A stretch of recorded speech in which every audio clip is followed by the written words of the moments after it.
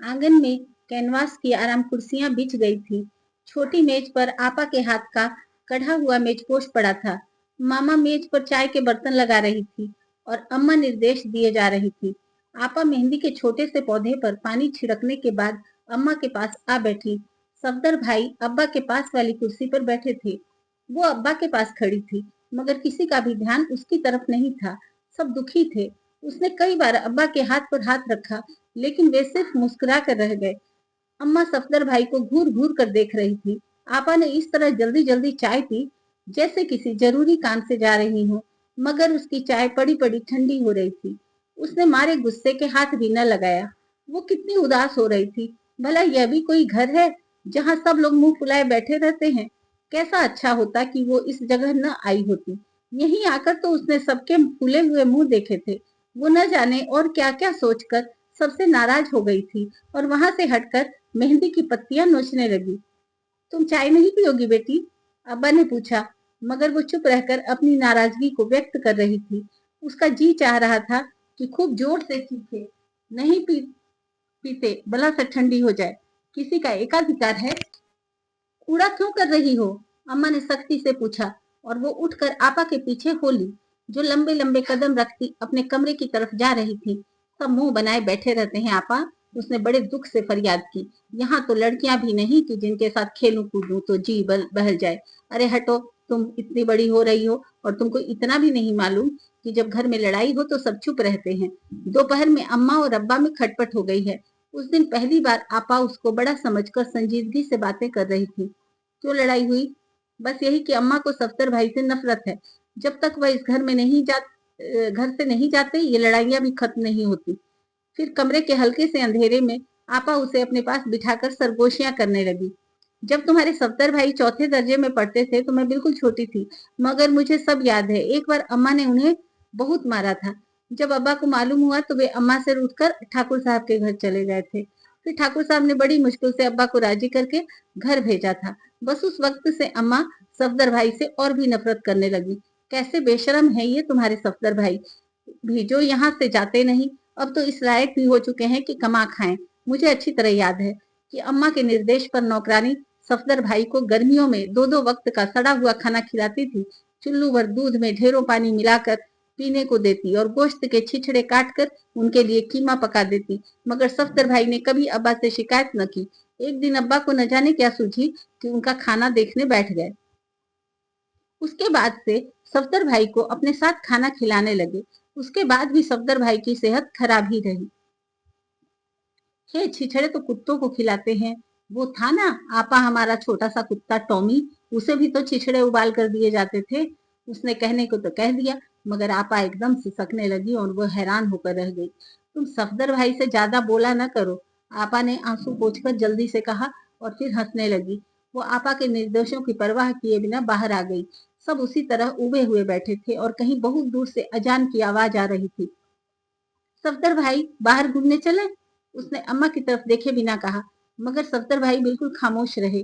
अब इसे स्कूल में दाखिल करा दो, न वरना यूं ही मारी मारी फिरेगी, अम्मा ने तेज लहजे में कहा। मालूम करूंगा। सुना है यहाँ बस एक ही मिशन हाई स्कूल है और वहां सिर्फ अंग्रेजी पढ़ाई जाती है या फिर अपने मजहब का प्रचार होता है। मैं अंग्रेजों के इन स्कूलों के सख्त खिलाफ हूँ। ये हमारी गुलामी से हर तरह से फायदा उठाते हैं। बात तो सारी ये है कि तुम अंग्रेजों के खिलाफ हो, उनकी नौकरी करोगे मगर बेटी को उनके स्कूल में नहीं पढ़ाओगे। बस इस खानदान में तो सिर्फ तुम्हारी बहन और भांजा पढ़ेगा। तुम्हारी एक साहबजादी 10 दर्जे पढ़कर घर बैठ रहे हैं। उन्हें खैर से किस्से कहानियों की वाहियात किताबें दे देकर तबाह किया, अब दूसरी को अंग्रेज दुश्मनी के सुपुर्द कर दो। अम्मा एकदम बिफर गई। उसने घबरा कर सफदर भाई की तरफ देखा। वही तो आपा को किताबें देते थे। सफदर भाई जैसे बौखला कर अपने कमरे की तरफ भागे और अब्बा ने कुर्सी की पीठ से सर लगाकर आंखें बंद कर ली। वो उस वक्त कितने बेबस नजर आ रहे थे। वो लड़ाई के डर से बाहर आ गई। बैठक के सामने वाले चबूतरे पर दो आराम कुर्सियां पड़ी थी। वो वहां बैठकर पांव हिलाने लगी। दो मंजिले मकान से हारमोनियम पर गाने की आवाज आ रही। कौन गली गई श्याम बतावे कोई, काशी ढूंढा वृंदा ढूंढा, गोकुल में हो गई शाम बतावे कोई, कौन गली गयो श्याम बतावे कोई। वो चुपके चुपके बोल दोहराने लगी। गाना बजाना उसे कितना अच्छा लगता, मगर अम्मा के डर से कभी गाने का नाम न लिया। वो तो अम्मा के मुंह से यही सुनती रही थी कि शरीफों के घरों की लड़कियां नहीं गाती। चबूतरे पर बैठे बैठे शाम का अंधेरा छाने लगा। मंदिरों से घंटों की आवाज आ रही थी और ढेरों परिंदे बसेरा लेने के लिए पेड़ों पर शोर मचा रहे थे। सामने कच्ची सड़क पर बकरियों का रेवड़ धूल उड़ाता गुजर रहा था। वो उन्हें गिनने लगी मगर जी न लगा। घर में लड़ाई देखकर वो कितनी उदास हो गई थी। अंदर चलो बिट्टो, रात हो रही है। जब सफदर भाई ने उसे आकर उठाया तो वो उनसे लिपट कर रोने लगी। जब स्कूल में तुम्हारा दाखिला हो जाएगा तो दिल बहल जाएगा। सफदर भाई ने उसे किस तरह सीने से लगाया था जैसे मारे ममता के तड़प रहे हों। मामा हाथ में लालटेन लिए न जाने इधर से उधर क्या करती फिर रही थी। अब्बा और अम्मा उसी तरह उबे हुए बैठे थे। घूम आई?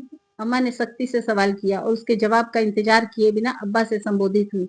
मैं कहती हूँ कि इसे तुरंत स्कूल में दाखिल कराओ। मुझे तो अपनी ही लड़की पर अरमान पूरे करने हैं। तुम्हारे अरमान तो बहन और भांजे पर पूरे हो गए।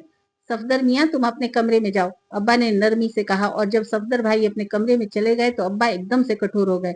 मुझे मिशन स्कूलों से नफरत है, मैं उसे नहीं पढ़ाऊंगा, बेशक अनपढ़ रहे। यह तो मैं देखूंगी कि अनपढ़ रहेगी या पढ़ेगी। तुमको तो अल्लाह वास्ते का बैर है अंग्रेजों से। जिस थाली में खाओ उसी में छेद करो। अम्मा की आवाज में इस तरह का व्यंग था कि अब्बा कुर्सी से उछल पड़े। मैं तुमसे सिर्फ यह कहना चाहता हूँ कि तुमने मेरी इजाजत के बिना अपने भाई के पास मेरे रुपए क्यों रखाए? मैं तो अपने बच्चों से मजबूर होकर नौकरी कर रहा हूँ। अगर तुमने वह रुपए गायब न किए होते तो मैं उनसे कोई व्यापार कर लेता। कौन से रुपए? अम्मा जैसे बिलबिला उठी। वही जो जमीन बेचने के बाद मेरे हिस्से में आए थे। खूब। वह रुपए तो आलिया और तहमीना के लिए हैं। यहाँ क्यों रखती? इसीलिए ना कि तुम्हारी बहन और भांजे के काम आ जाते। मैं अब ऐसी बुद्धू नहीं हूँ। अम्मा हंसी। मैं तुम्हारे भाई पर दावा कर दूंगा। जानते हो, मेरे भाई की बीवी अंग्रेज है। अम्मा ने बड़े गर्व से सर ऊंचा कर लिया। वो तो मैं जानता हूँ, तुम्हारे भाई बेचारे यूं ही फिरते थे, अंग्रेज बीवी लाकर तो बड़ा ओहदा मिला है। अब्बा इस तरह बात कर रहे थे जैसे गाली दे रहे हूँ।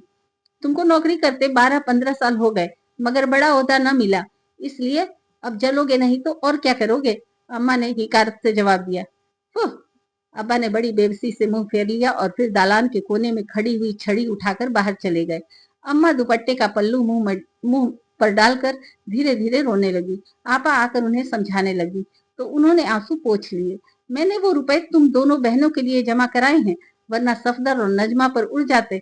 अम्मा ने रूंधी हुई आवाज में कहा और लंबी लंबी आहें भरने लगी। उस वक्त उसे महसूस हो रहा था कि सफदर भाई भूत हैं जो सब कुछ खा जाएंगे। अम्मा के लिए उसका दिल तड़प उठा था। यही चाहती थी जाकर अम्मा से लिपट जाए, मगर मारे घबराहट के अपने बिस्तर पर लेट गई। पूरा चांद उभर चुका था। हारमोनियम पर गाने की मध्यम मध्यम आवाज आ रही थी। जो मैं जानत बिछड़त हो पिया, घूंघट में आग लगा देती। वो गीत सुनते सुनते सो गई। सोते में एक बार उसने महसूस किया कि कोई उसे उठा रहा है, मगर वो न उठी। जाने रात सबने खाना खाया था कि नहीं। वहां एक कुछ ही दिन गुजरे थे कि अब्बा की बैठक आबाद हो गई। कुसुम दीदी के पिताजी भी आने लगे थे।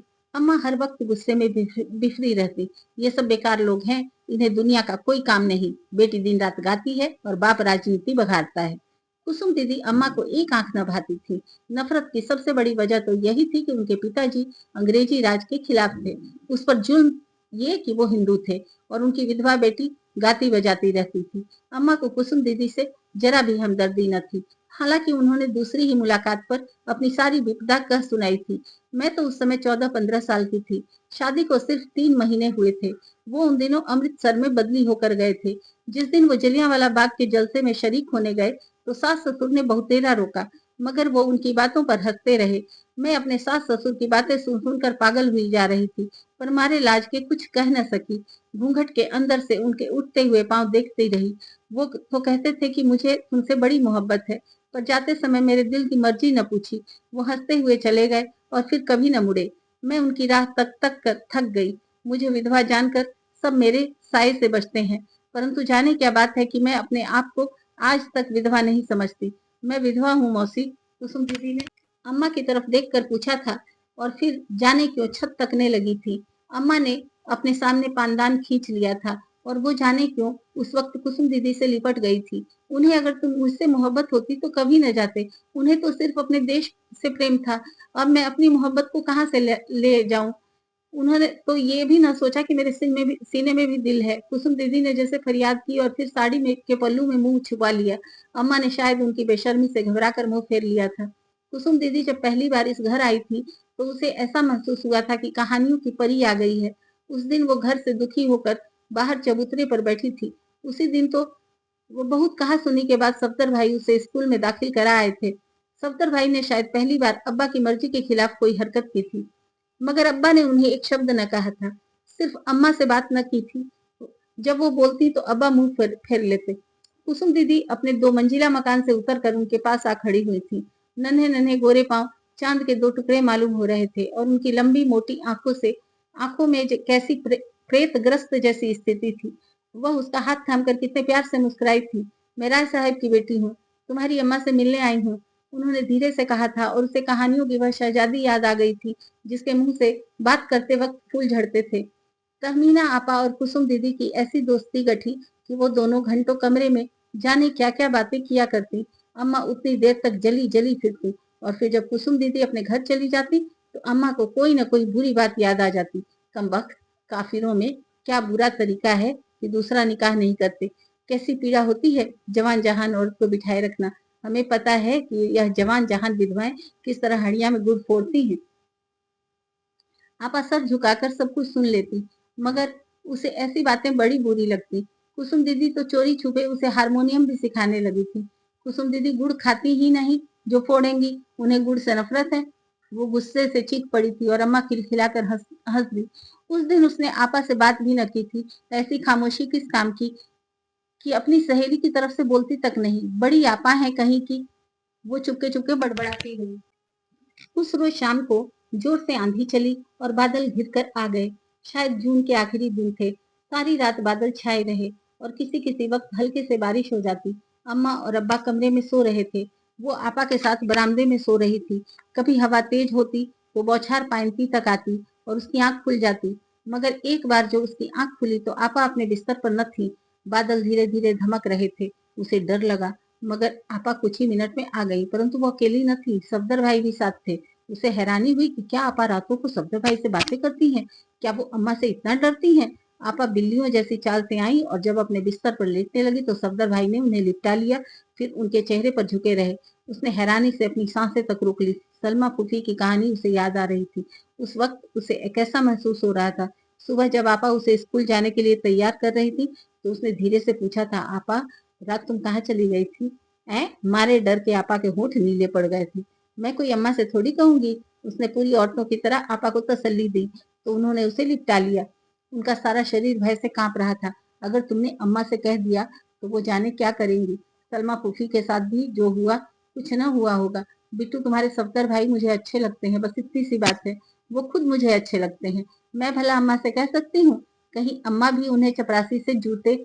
आपा ने जल्दी से उसके मुंह पर हाथ रख लिया। उनका रंग हल्दी की तरफ पीला हो रहा था। मैं उनको यहाँ से भगा दूंगी। ये बात ठीक है। दालान में सफदर भाई खड़े थे। वो उनके साथ स्कूल चली गई, मगर वहां भी उसका मन न लगा। सफदर भाई कहते थे कि स्कूल जाकर मन बहल जाएगा, मगर वो तो बड़ी होती जा रही थी। हर बात का उसके मन मस्तिष्क पर असर होता। रात का किस्सा बार बार याद आता और वो अंजाम के डर से एक शब्द भी न पढ़ सकी थी। उस दिन स्कूल के इंस्पेक्टर ने घर आने को कहा था। अम्मा और आपा सारा दिन घर सजाती रही। दीवारों में तने हुए मकड़ी के जाले तक साफ किए गए।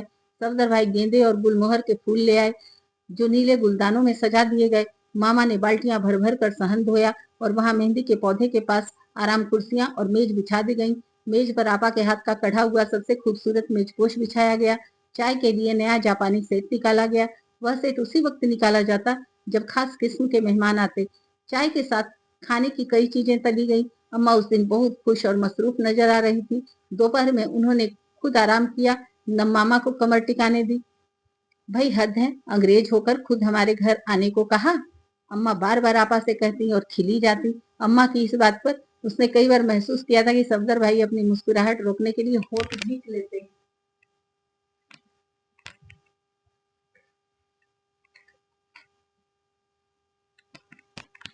मेरा ख्याल है कि ज्यादा लोगों को चाय पर नहीं बुलाना चाहिए। वो अंग्रेज हैं, शायद इसे पसंद न करें।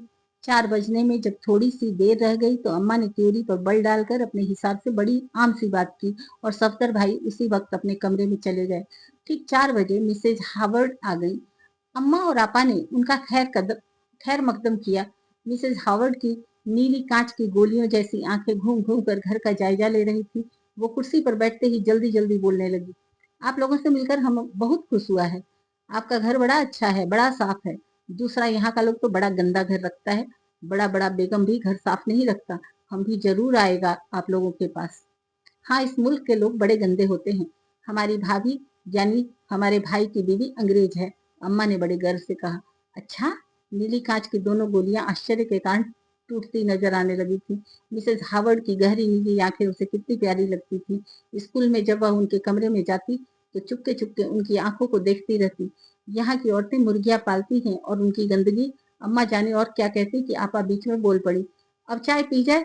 जब से सफ्दर भाई अम्मा की बात पर कमरे में चले गए थे, उस वक्त से आपा उब रही थी। उनके चेहरे पर अचानक थकान के भाव उभर आए। हाँ हाँ तहमीना बेटी, मामा से कहो। चाय के नाम पर अम्मा बौखला गई। उनका चेहरा फीका पड़ गया। जिस वक्त अब्बा दफ्तर जा रहे थे तो अम्मा ने उनसे कई बार कहा था कि चाय के वक्त पहुंच जाए ताकि मिसेज हावर्ड से अंग्रेजी में बात करके उसे खुश कर सके। तुम हमारे पास बैठना, मांगता आलिया। मिसेज हावर्ड ने प्यार से उसको देखा और वो आपा के पास सरक कर उनके पास बैठ गई। मगर जैसे ही चाय प्यालियों में उड़ेली गई तो वो जल्दी से एक प्याली उठाकर खड़ी हो गई। अम्मा ने घूर कर देखा मगर वो सफदर भाई के कमरे की तरफ लपक गई। सफदर भाई अपने कमरे में औंधे मुंह पड़े थे। वह जाने इस वक्त क्या सोच रहे थे। कमरों के अंदर कितनी जल्दी शाम हो जाती है। उनके कमरे में अंधेरा फैला हुआ था। सफदर भाई, चाय। उसने प्याली मेज पर रख दी। अरे वाह, वो उठकर बैठ गया। आलिया बिट्टू, तुम भी मेरे साथ पियो। नहीं, मिसेज हावर्ड के साथ पीऊंगी। वो बाहर आ गई। मिसेज हावर्ड मजे ले लेकर शामी कबाब खा रही थी और मिर्चें आंसू बनकर टपक रही थी। आपका लड़की बड़ा होशियार है, खूब पढ़ता है। मिसेज हावर्ड ने उसकी तारीफ की। वो शर्मा गई। जी हाँ, हमारी लड़की बड़ी होशियार है। वैसे यहाँ की लड़कियां बड़ी दीवानी होती हैं, पढ़ने के नाम से भागती हैं। हिंदुस्तानी लोग अपनी लड़कियों को जाहिल रखकर खुश होते हैं। अम्मा फिर तरंग में आ गई थी। दीवानी? मिसेज हावर्ड ने समझना चाहा। बस होती हैं। और आपको इस लड़की ने कितना पढ़ा? मिसेज हावर्ड ने हंसकर पूछा। 10 दर्जे। फिर वह बीमार पड़ गई, अम्मा ने कहा। आपा उस वक्त पूरे खामोश रही। उन्होंने मिसेज हावर्ड से एक बात भी तो न की। शाम समला चुकी थी। बसेरा लेने वाले परिंदों की पंक्तियां न किस दिशा में उड़ी जा रही थी। मिसेज हावर्ड बौखलाकर उठ गई। आपका साहब नहीं आया? हमारे को उससे मिलने का बड़ा शौक था। कहीं चला गया होगा दफ्तर के काम को। जी हाँ, जी हाँ। आज उनके दोस्त मर गए थे, इसलिए उनके घर गए होंगे। अम्मा इससे बड़ा बहाना और क्या कर सकती थी। एक अंग्रेज औरत के साथ चाय न पी सकने की कोई बड़ी वजह ही हो सकती थी। मिसेज हावर्ड के जाते ही अम्मा जैसे भन्ना उठी। देखा, चाय पर नहीं आए ना। वो तो कहो ना, मुझे अच्छा बहाना याद आ गया। वरना क्या समझते मिसेज हावर्ड, देख लेना यह अपनी नफरत के पीछे कुछ करके रहेंगे। भला कोई उनसे पूछे कि अंग्रेज से ज्यादा अच्छा हुक्मरान कौन होगा। अपने लोग तो ऐसे हैं कि एक दूसरे का गला काटते रहते हैं। और कौन समझाए इस शख्स को। कोई काम लग गया होगा। आपा ने अब्बा की सफाई पेश की। काम? अम्मा बिखर उठी। कोई काम नहीं होगा। और वो शख्स? अम्मा जाने और क्या कुछ कहती रही। वो जल्दी से सफदर भाई के पास चली गई। चाय की प्याली उसी तरह मेज पर रखे रखे ठंडी हो गई थी। सफदर भाई लालटेन की पीली रोशनी में अजीब से लग रहे थे। सफदर भाई, आपने चाय नहीं पी? अरे, तो क्या मैंने नहीं पी? वो चाय प्याली उठाकर पानी की तरफ पी गए। मैं नहीं बोलती आपसे। अब पी है तो क्या? वह कमरे से निकल रही थी तो सफदर भाई पुकार रहे थे मगर उसने जवाब तक न दिया। जब काफी अंधेरा हो गया तो मामा ने मेज कुर्सियां हटाकर पलंग बिछा दिए। मामा थकन से चूर हो रही थी और अफीम के नशे से आंखें बंद हो रही थी। उनके हर मर्ज का इलाज अफीम से होता था। नन्ही सी काली गोली निगलते ही वह सारे दिन का दर्द फट से भूल जाती। थकन गायब हो जाती और वह मालिक जैसी शान से सो जाती। मामा बिस्तर लगाकर बावर्ची खाने में गई तो अब्बा आ गए। अम्मा उन्हें देखते ही बिखर गई। अब आए हैं खान साहब। क्या वो न समझती होंगी कि आपको उनका आना बुरा लगा? हद है, वो अंग्रेज होकर हमारे घर आए और साहब बहादुर परवाह भी न करे। अगर वह रिपोर्ट कर दे कि जनाब ने उससे बदसलूकी की है तो फिर होश ठीक हो जाएंगे। अम्मा ने इतने जोर से पानदान बंद किया कि मामा घबराकर बावर्ची खाने से बाहर निकल आई। अब वो जमाने लद गए जब तुम्हारे अंग्रेज के नाम से थरथरी छूटती थी। ये दूसरी बात है कि मैं कुछ न कर सकूं तो क्या नफरत भी नहीं कर सकता? अब्बा ने सख्ती से कहा। ये बेईमान व्यापारी हैं, ये हुक्मरान क्या। मुझे तो इनकी सारी बिरादरी से नफरत है। अगर मेरा दिमाग बड़े भाई जैसा होता तो फिर देखता, मगर मैं तो बंधा हुआ हूँ, नौकरी करने पर मजबूर हूँ। वो तो मैं जानती हूँ कि तुम हर वक्त सबको भूखा मारने पर तुले हुए हो। यही तो वजह है कि नौकरी कर रहा हूँ, वरना मैं तो बड़े भाई की तरह दुकान करके बैठ जाता। मगर तुम तो सब कुछ अपने भाई के पास रखाई। वह बड़ा ईमानदार आदमी है, उसकी बीवी अंग्रेज है। मैंने 10 बार कहा कि मेरे भाई भाभी का नाम मत लिया करो। अम्मा एकदम से सिसकियां भर भर कर रोने लगी। आपा खामोशी से पलंग पर पांव लटकाए बैठी थी। उनकी आंखों में आंसू थे। मैली मलगजी चांदनी में उनके आंसू कितने दर्दनाक मालूम हो रहे थे। सब रो, सब लड़ो, वो घर से भाग जाएगी। उसने बड़े गुरुओं की तरह सोचा था। लड़ाई और आंसू उसकी रूह में लरज रहे थे। वो अपने बिस्तर पर औंधे मुंह लेट गई और जोर जोर से सिसकियां लेकर रोने लगी। देखो बेगम, इन बच्चों पर क्या क्या क्या असर पड़ रहा है। ये सब तबाह हो जाएंगे। और अब्बा कपड़े बदलने के लिए अपने कमरे में चले गए। अम्मा ने आंसू पोंछ लिए। मामा खाना ले आओ, आलिया सो न जाए। अम्मा ने आवाज दी। मैं नहीं खाऊंगी। वो जोर से चीखी और फिर रोने लगी। खाना आया तो उसने अब्बा के नर्म नर्म हथेलियों वाले हाथ अपनी पेशानी पर महसूस की, मगर वो सोती बन गई। वो तो उस दिन सबसे रूठ गई थी। दिन गुजरते जा रहे थे। घर का वातावरण धूप छांव की तरह बदलता रहता। अब्बा की शामें बैठक में गुजरती। दोस्तों की जमघट में वह जोर जोर से बातें करती। मामा चाय बना बना कर बाहर ले जाते हुए चुपके चुपके बड़बड़ाती रहती। और अम्मा जैसे बड़ी बेचैनी के साथ इधर उधर फिरती रहती या किसी किए हुए काम को फिर से करने लगती। आपा हमेशा की तरह खामोश रहती और किसी किताब से के एक ही पृष्ठ को पढ़े चली जाती। खुदा जाने आपा इतना कम क्यों बोलती थी। क्या मोहब्बत लोगों को गूंगा बना देती है? क्या मोहब्बत का नाम शब्दों की मौत होती है? फिर लोग इतनी घटिया चीज के पीछे क्यों भागते हैं? आपा तुम कितनी मासूम थी। घर के इस दर्दनाक माहौल से घबराकर वो बैठक के दरवाजे पर जा खड़ी होती। नेहरू, जिन्ना, गांधी वगैरह के सुने हुए नामों के अलावा उसकी समझ में सिर्फ इतना ही आता कि सब अंग्रेजों की बुराई कर रहे हैं। उसे कोई भी मजे की बात न सुनाई देती।